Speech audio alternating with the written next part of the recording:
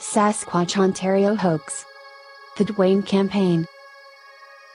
As MP and Dwayne approach nearly a decade of time spent at the cottage, it's easy to forget, or lose sight of, all that has transpired. There are a multitude of events which have muddied the truth of the hoax. We'd like to go back, and review some things, which will help further bolster the evidence of a long-standing hoax at the cottage. Many people jumped on the Sasquatch Ontario bandwagon after some of the dust had settled back in 2018. But back in late 2012, through early 2015, there were some very telling posts made by Mike which really highlighted what was truly going on at the cottage. Some of these posts will be highlighted here, to show that Dwayne was often conveniently finding evidence after MP had left to go back home, or in the interim between MP's visit to the cottage. Dwayne even claimed to have found evidence at his home in the large city of Oshawa. One of the best examples of Dwayne's meddling with evidence, is when MP claimed to have a recording of Nefertia, and another Bigfoot who he named Anastasia. The audio that MP is referring to, was magically obtained by Dwayne when MP was not at the cottage. Dwayne also told MP that his computer had crashed, and the short clip of Anastasia was all that he was able to retrieve. I was not present for that visit. The owner recorded that. The you who is the little girl, who I believe is called Anastasia. That of course was complete BS. Dwayne had intentionally edited down the audio so that only a muddled portion was given to MP. The female's voice is without a doubt Dwayne's girlfriend, Lori, while she was conversing with Dwayne. Then there was the face in the window ordeal. Let's have MP explain that in his own words. There's a strange pic in that article that's never been posted anywhere. It happened during a night with Dwayne and another person present at the cottage. While Dwayne was busy doing something outside, the other visitor to the cottage was sitting at the table, and heard a couple of taps at the window. He looked and saw this face peering in the window. The eyes are huge and black. When Dwayne had come back from outside, he was told about the incident that just happened. He questioned the incident thinking his friend was seeing things when it happened again, the taps at the window. Dwayne was outside at the time. While Dwayne was busy doing something outside. It doesn't take a rocket scientist to know exactly what Dwayne was doing outside at the time. Why is it that evidence only appears when Dwayne is by himself, or when MP has his back turned to Dwayne? It's not that difficult to figure out, unless you want to ignore the truth. There are endless examples of MP admitting that Dwayne was by himself, when evidence magically appeared. Yet, when MP went to the cottage for nearly 2 years without Dwayne, no vocals, no footprints, no marbles, no imposed photos, no gifts, nothing appeared. The prints were fresh the day after I left. So let's get this straight, MP leaves, and then Dwayne finds footprints. How convenient. A quick update. The owner of the cottage had visitors after I left yesterday. I wish I'd stuck around for another night because if you listen to that distant Sasquatch roar in my recordings, he had the same roar right outside the cottage last night.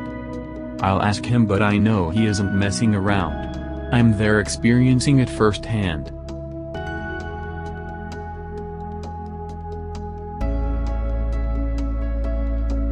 Sorry MP, but you weren't there when Dwayne found the footprint. This print was found by the owner under his bedroom window the next day. Dwayne also magically found evidence at his home in Oshawa. Yet MP hasn't found a single shred of evidence, unless Dwayne is with him. This shot was in Dwayne's residence in Oshawa, Ontario, an hour and a half away from the cottage location. His parents also had footprints appearing on their property in the same area far from the cottage. When the hand shot, likely Nev, was posted in a previous video, I'd always stated that it was on their property. I didn't however give details as to which property. Both shots were from Dwayne and Lori's residence. Her parents lived downstairs at the same residence, and were also having activity in their apartment. Her parents live downstairs where Dwayne lives, and they were also having activity in their apartment? Wow, what luck. We wonder why MP's daughter, who's disowned him, and parents never have activity. Wonder why that is? Why didn't MP's ex-girlfriend have any activity during the year she lived with MP, or when MP took her to the cottage area? Dwayne was not with them, that's why. So, let's take inventory. Dwayne's hoaxing MP. He hoaxed MP's ex-girlfriend Lita, who calls MP and Dwayne a liar. He hoaxed his girlfriend Lori. He hoaxed his mom and dad. He hoaxed his nephews. He hoaxed Christopher Munch. He tried hoaxing a guy named Glenn who caught him red-handed. Any others, Dwayne? Dwayne, you are pathetic and you know it. MP, you are unstable and you're clueless about what's going on, if you actually believe any of it. So sad. But so true. If there's one thing that real researchers have learned over the years, it's that when evidence follows someone consistently, they are either hoaxing, being hoaxed, or delusional. Sometimes it's a combination of all three. This is the case with Sasquatch, Ontario. Dwayne is hoaxing, MP is being hoaxed, and MP is delusional to top it all off. In closing, we'd like to leave you with the following quote from MP, which clearly bolsters the fact that Dwayne is hoaxing everything. While you read the quote, think about the fact that Dwayne's own in-laws have supposedly had activity in their basement apartment, where Dwayne lives. He actually got angry when I told him that my best friend of over 3 decades was having activity at home. He refused to believe it, stating if his mother wasn't getting any activity, then how could my friend? Wake up, MP.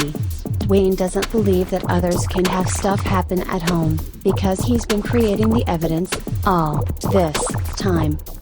Why can't you figure this out? We know, it's because it will make you look like a fool. Newsflash. Those who count already know you're a fool.